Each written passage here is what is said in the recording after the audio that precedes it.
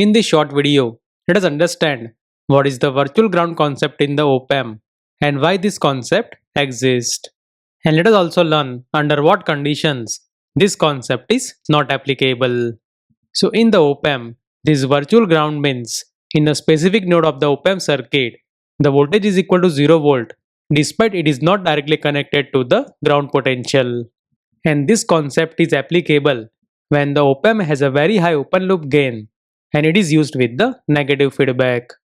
So as per this concept, when the non-inverting terminal of the op-amp is connected to the ground potential, then because of the very high gain of the op-amp, the voltage at the inverting terminal will also get forced to the same voltage level. So now let us understand why it happens. So as you know, in general for the op-amp, its output voltage is equal to its open loop gain times the difference between the two input terminals, where this AOL is the open loop gain. So for the ideal op-amp, this open loop gain is infinite, but for the actual op-amp, it will be in the range of 10 to the power 5 to the 10 to the power 6. Likewise, this V plus is the voltage at the non-inverting terminal, and similarly, this V minus is the voltage at the inverting terminal. So from this, we can say that the difference between the two input terminals is equal to Vout divided by AOL. And since the open loop gain is very high, so this term will be close to 0. So we can say that this V plus is equal to V minus. So if the non-inverting terminal is connected to the ground potential, then the voltage at the inverting terminal will be also forced to the 0 volt despite it is not directly connected to the ground potential. And that is why this concept is known as the virtual ground concept.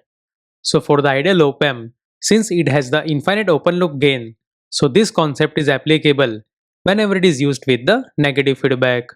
But for the actual op-amps, as I said, this concept is applicable when the open loop gain of the op-amp is very high and it is used with the negative feedback. But along with that, the op-amp should be also used in the linear region. So if all these three conditions get satisfied, then only this concept is applicable in the practical op-amps. So this is the transfer characteristic or the input-output characteristic of the op-amp. So whenever the op-amp is used with the feedback, then depending on the closed loop gain, this slope will change. But as you know, for the actual op-amps, the output cannot increase indefinitely and it will get restricted by its biasing voltage. So typically for the op-amps, its output voltage will get saturated before its biasing voltage. That means in this transfer characteristic, on the either side, we will have the saturation voltage. So even with the negative feedback, if the output of the op-amp gets saturated, then this virtual ground concept is not applicable. So let us see that with one example. So let's say we have one op-amp which is used in the inverting configuration. So for this configuration, this virtual ground concept is applicable whenever its closed loop gain times the input voltage is less than the saturation voltage. Or in this case, that is equal to this minus Rf divided by R1 times Vin is less than the saturation voltage. So if this condition gets satisfied, then only the virtual ground concept is applicable. So for example, let's say the saturation voltage of the given op-amp is equal to plus minus 15 volt. And let's say this feedback resistor is equal to 10 kilo ohm while the value of the R1 is equal to 1 kilo ohm. And moreover, let's say its input voltage is equal to 2 volt. So here, as per this equation, the output voltage will become minus 20 volt. And clearly as you can see, it is beyond the saturation voltage. So therefore, here the output will get capped to the minus 15 volt. And in this case, now the voltage at the inverting terminal will not be same as the 0 volt. So it can be easily found by applying the KCL at this inverting node.